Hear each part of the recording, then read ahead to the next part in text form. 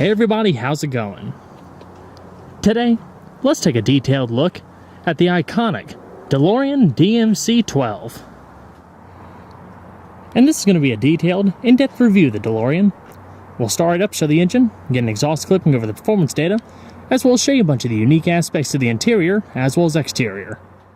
And before we begin, I'd like to take a moment to extend a special shout out and big thanks to Arcade Motors, located in Charlotte, North Carolina, for extending the invite and allowing me to come out and film this beautiful DeLorean DMC 12.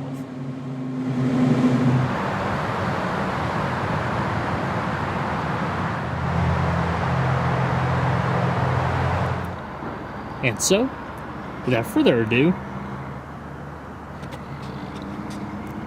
let's go and start her up. Let it run. From the factory, the DMC-12 was designed with a glass-reinforced plastic underbody cloaked in grade 304 brushed stainless steel panels that were guaranteed not to chip, fade, or blemish. Opening the large gull-wing doors reveals a leather-lined interior that could be had in two different color schemes, either gray leather like we have here, or black leather.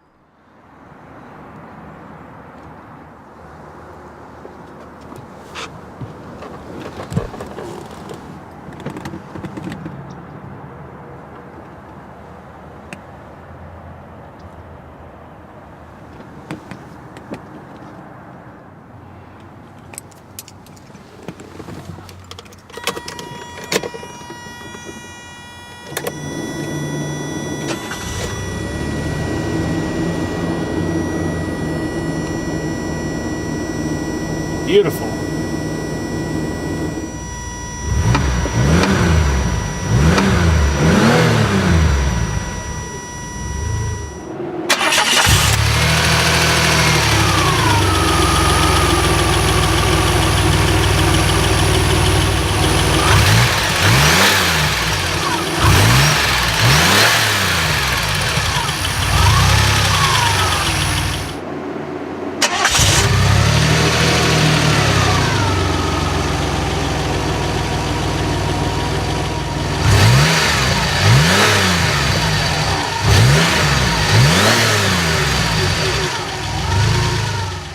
The DeLorean came standard with speed proportional rack and pinion steering that was not power assist and a 3-spoke leather wrap steering wheel with your horn located in the stalk to the left.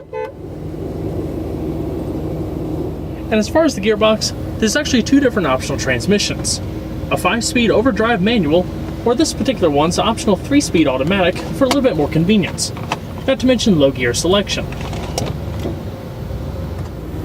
Plus you gotta love the angular 80s shift knob, blended into a matching stainless steel housing.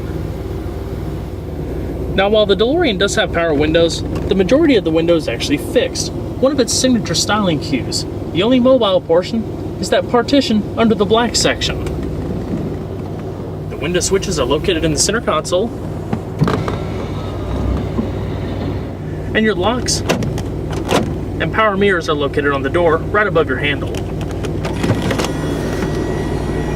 And we'll go ahead and flip on the headlamps. In order to do so, this button located in the center stack here, you press it once for parking lamps, twice for your headlamps, and a third time to turn it off. Not to mention your hazards. And of course, we can't forget to flip on the flux capacitor.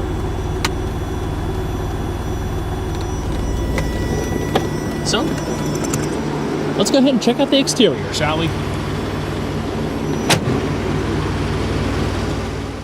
Few cars this day and age are as instantly recognizable as the DeLorean DMC-12. From its signature stainless steel body and gull-wing doors, to its blockbuster debut in the Back to the Future trilogy as Doc Brown's homemade time machine. While immortalized in film, its history and development from dream to production is not only interesting, but short-lived after only just 2 years of production.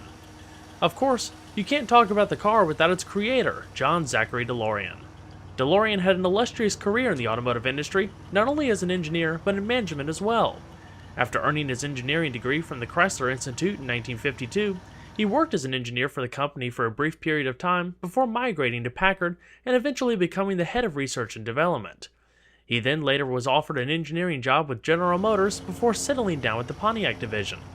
He started out as an assistant engineer before being promoted to chief engineer of Pontiac in 1961. Over the years, he would be responsible for the development of iconic 1960s muscle cars like the Pontiac GTO, Firebird, and an all-new Grand Prix for 1969. Not to mention many design and safety innovations such as an overhead cam 6-cylinder, wide track styling, recessed windshield wipers, lane change turn signals, the Endura bumper, and much more. After being promoted to head up GM's flagship Chevrolet division, he worked for a few years turning record sales, introducing new models and enhancing production quality, before being promoted yet again to Vice President of Car and Truck Production for all GM brands. Delorean was a creator and innovator and desired the freedom that corporate structure restricted. Taking that into consideration, he actually resigned from General Motors in 1972 to chase his dream of creating his own car company, which would later be known as the Delorean Motor Company, established in 1975. Bill Collins, who joined DMC as their chief engineer after a 16-year history with Pontiac, described that the new company was to create a market where being unique was a virtue. After consulting with various designers, it was Giorgetto Giugiaro of Italia Design who first came up with the winning style, in addition to seamless integration of modern safety measures. Giugiaro was responsible for many iconic cars over the years, including the Lotus Esprit and other exotic marques. While the first prototype came out in October 1976, production wouldn't begin until 1981 for a variety of engineering and budget factors. The original car's chassis was originally supposed to be constructed using a very new and innovative process known as elastic reservoir molding that would yield more cost-effective lightweight reinforced plastic components with great energy absorption. Through layers and combination of resin, fiberglass, and open cell foam, this process would allow impact forces to be spread across the material. It could then be layered in thicker sections as needed. ERM was later dropped due to the engineering complications and a tight schedule in favor of more conventional lightweight material. Originally, the running prototype came with a Citroën 4-cylinder, while a Ford engine and even a rotary was considered before settling on the PRV V6, but more on that later. In addition, while the DeLorean was originally scheduled to be built in Puerto Rico, a sizable investment from the Northern Ireland Development Agency would lead to the relocation of the DMC plant to Dunmurry, Ireland, just outside of Belfast. For the production cars, DeLorean turned to Lotus for engineering and construction. The original ERM body concepts were abandoned in favor of an alternate compound developed by Lotus known as glass-reinforced plastic, and also made at the DMC factory via a process known as vacuum-assisted resin injection, which draws the resin in evenly into all areas of a pre-designed mold. These molds form the two-piece underbody that are then joined together during assembly, forming the central monocoque. With the GRP structure, polyurethane foam was also incorporated into sections for reduced noise, vibration, and harshness and increased safety. After assembly of the body, it was then cloaked by the stainless steel panels, which were guaranteed not to corrode for at least 25 years. They bolted onto the body for ease of replacing or refinishing. Simple cleaning and polishing could be done with mild degreasers and a non-metallic Brillo pad to prevent metal particles from sticking and corroding on top of the body. Body works such as dents and dings were the real challenge with the unpainted surface, as it was thought to simply replace the panel if damaged. The GRP monocoque is actually mounted on top of a Lotus Esprit-derived double-wide backbone chassis at 10 mounting points. The chassis features boxed steel and integrated subframes for the suspension and rear-mounted engine, rather than having a separate subframe that could be mounted to the chassis. This in turn increased the torsional rigidity for the vehicle. The chassis was then finished with a fusion-bonded epoxy to prevent corrosion of the steel. Even the exhaust was stainless steel for continued longevity. The DeLorean's styling can only be truly appreciated in person. While designed to cut through the wind and having a coefficient of drag of just 0.35, it also had a unique stance that was unlike any conventional domestic car of the day. The only plastic body parts of the exterior cover the front and rear clips, which were painted silver to match the steel. The louvers across the engine do two things. They create a nice block for the sun when it's behind you, but also help carry hot air out of the engine bay. Glass behind the B-pillars give the appearance of a roomy hatch, while in reality, storage is found under the boot in front. Even the dynamic wheel arches reflect the asymmetric wheels. With larger, wider wheels in the rear, the fender flares actually project out more from the body. Gull-wing doors were also an engineering challenge by themselves, but are a great convenience when in tight spaces, as they only need 11 inches to open out from the body. To counter the heavy doors, cryogenically preset torsion bars were used along with gas-charged struts. But one of the most quirky designs are the side glass and partial power windows like you saw earlier.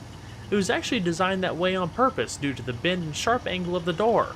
The large glass panel would not have been able to roll down far enough into the door panel to make it feasible. Overall, as far as model differences, not a whole lot changed between 1981 and 82, aside from some styling tweaks inside and out. Early cars have a grooved hood as well as a built-in fuel door with locking gas cap. The fuel door was actually later removed in favor for the more streamlined hood and having the gas cap within the boot. The grooves also disappeared, while the DeLorean script was added to the edge of the hood. Now another neat thing, DMC 12 obviously stands for DeLorean Motor Company, but the 12 represents what they thought the original base price was going to be, $12,000. In reality, it actually ended up being around double that. Overall length is 168 inches with a width of 78.3 inches and a height of 44.9 inches. Total curb weight was a manufacturer claimed 2,840 pounds. The DeLorean came standard with asymmetric, thin-spoke, painted aluminum alloy wheels measuring 14 by 6 inches in front and wrapped in 195/60 all-season tires, while the larger 15 by 8 inch rear wheels are wrapped in meatier 235/60 tires. Brakes consist of 4-wheel vacuum-assisted power disc brakes measuring 10 inches in front and 10.5 inches in the rear that were tested to bring the vehicle to a stop from 60 miles an hour in 158 feet. The DeLorean's fully independent suspension also takes inspiration from the Lotus Esprit and also features coil springs and telescopic shock absorbers. Up front, it features a double wishbone setup with unequal length A-arms, in addition to a multi-link rear with semi-trailing arms and upper-lower lateral arms. As mentioned, while the Lotus design setup rode lower in the front, it was raised for production cars, causing larger wheel gaps and actually hurt the car's handling profile. Many people over the years have since corrected their cars back to the original intended height.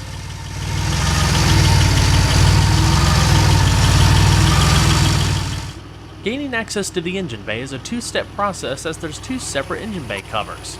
First, pull up the louvers by pulling on that little handle there. It automatically gets supported by gas-filled struts. Then, reach behind the driver's seat and pull the main latch for the hood release. Pull up the secondary hood, and you notice there's a little bar down there, which you'll push in, it'll click and lock, so both of them are supported up in this position. The production DeLorean featured a PRV V6, otherwise known as Peugeot, Renault, and Volvo. It's an all-aluminum, 2-valve per cylinder single overhead cam 90-degree 2.85-liter V6, also shared with the Renault 30, Volvo 264, and Peugeot 604. It was built in northern France under contract from DeLorean and shipped to the assembly plant in Ireland. The gearbox and transaxle were also PRV designed and assembled at the Renault facility in Normandy, France.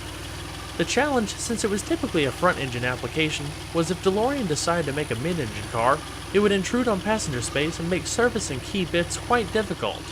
Therefore, they went with the rear-engine design by turning the engine around, flipping the ring gear over on the other side of the pinion to correct rotation of the drive shaft. It was also fitted with Bosch K-Jetronic fuel injection and featured a compression ratio of 8.8 to 1. While originally supposed to produce 150 horsepower, due to emissions and catalytic converter restrictions, the PRV V6 produced 130 horsepower at 5,500 RPM and 162 pound-feet of torque at 2,750 RPM. This translated to 0 to 60 times of 10.5 seconds and quarter-mile times of 17.9 seconds at 76.5 miles per hour. Top speed is around 110 miles an hour, even though in the early 80s, cars were mandated to have 85 mile an hour speedometer clusters. As far as fuel economy, with a 13.5 gallon tank and premium unleaded fuel, expect average ratings to be around 19.5 miles to a gallon. As I mentioned, thanks to the counterweights and support, the large gull-wing doors open almost effortlessly and reveal an upscale cabin completely bathed in leather. For a car that went from concept to production in such little time, and taking into consideration engineering delays and construction, build quality feels quite good. Everything has a nice soft touch to it with tuft and stitched accent everywhere you look. The interior was actually designed to swallow tall individuals. With roof cutouts and low-mounted seats, John DeLorean, who is 6'4" himself, could sit comfortably. For shorter people, door pull straps were added so you could reach the doors easier in closing. The seats feature basic manual adjustment including your recline and sliding functions. There's not a whole lot of lateral support, but it does feature a nice amount of padding across the sides and the lower bolsters. The headrests are also fixed and nicely detailed with the unique stitching coming down the middle portion of the seats. As you come across the threshold, you can see the exposed GRP body, DMC logo, handbrake next to the driver's seat, as well as logoed floor mats, and a telescoping steering wheel. The dash is also completely padded with the tufted accents coming across the middle of the portion and just soft touch material as you go across the dash and especially the speedometer binnacle. Now what's cool is that many of these parts are actually still available and especially new old stock, so if you mod your DeLorean you can actually upgrade the speedometer cluster to read a higher speed layout. So let's go ahead and see how she sounds.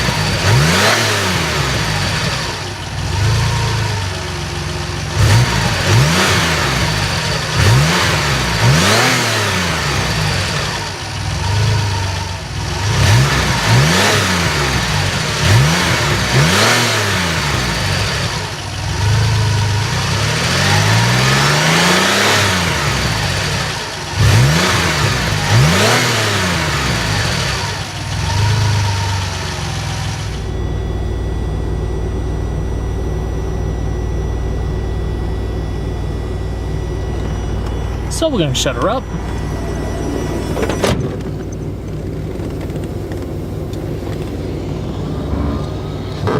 Now the DeLorean comes standard with an AM/FM radio with built-in tape deck from the factory, but this particular one's been fixed with a more modern updated in-dash CD player. Now I'll pull the gear shift lever back, show you the climate controls a little bit more in depth. They're really simple to use. Your temperature off to the left, fan speed off to the right, as well as your different zone adjustments in the middle. Now all of these icons over here correspond to the words off to the left. So for example, Max AC corresponds with the blue icon. Normal, the other one. Bi-level vent, heater, and defrost. Kind of quirky, but definitely unique. Your rear defrost is located in the little switch panel here. As we come down the stitched leather accented center console, the unique stitching and padding trails all the way back into the center console, where you have a padded armrest here with an ashtray, but there's no center console for extra storage except for that little storage tray back there. The central control panel right here that you saw earlier has your defrost as well as your power mirrors. These are dummy switches right here, but this one controls the flux capacitor.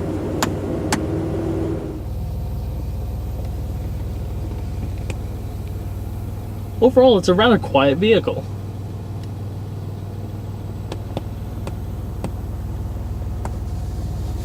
Padding across the dash. Visors, also lined in padded material and felt. And a manually dimming rearview mirror. You also have a set of reading lamps located on the top.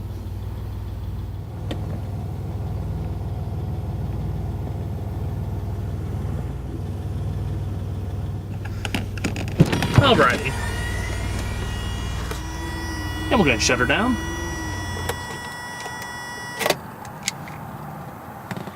So let's check out behind the seat.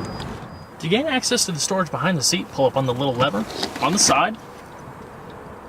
And you actually have an ample amount of space back there. Enough for at least a couple items.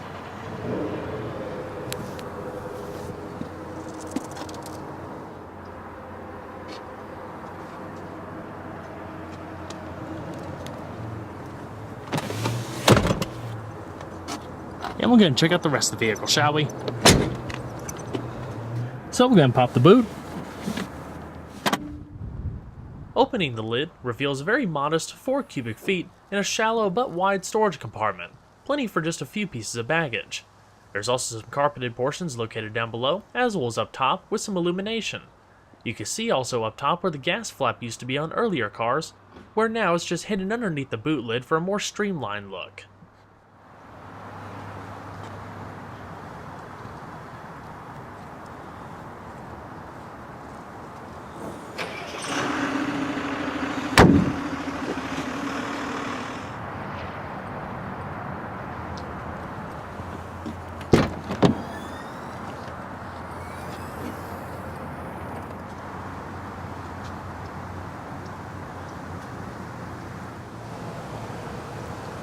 The passenger seat is also manually adjusting, just like you would find on the driver's seat.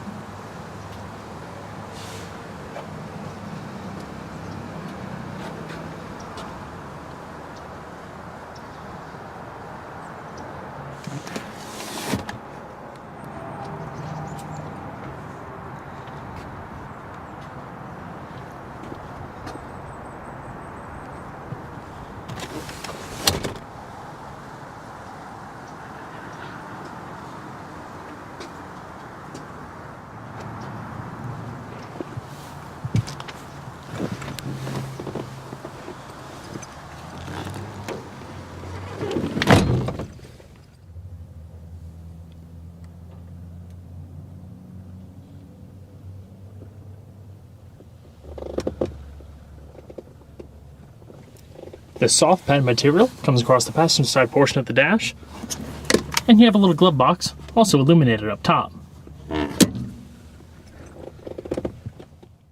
The DeLorean DMC-12 is not only one of the most famous movie cars out there, but arguably one of the most iconic cars of the 1980s.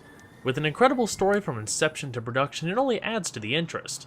With styling unlike anything else, plenty of room and possibility for upgrades, it's no wonder why the DMC-12 has become a sheer cult classic with the avid DeLorean enthusiast. Well everyone, I hope you enjoyed this detailed look at the DeLorean DMC-12. Be sure to stay tuned next time, there's a lot more where that came from. Take care everybody.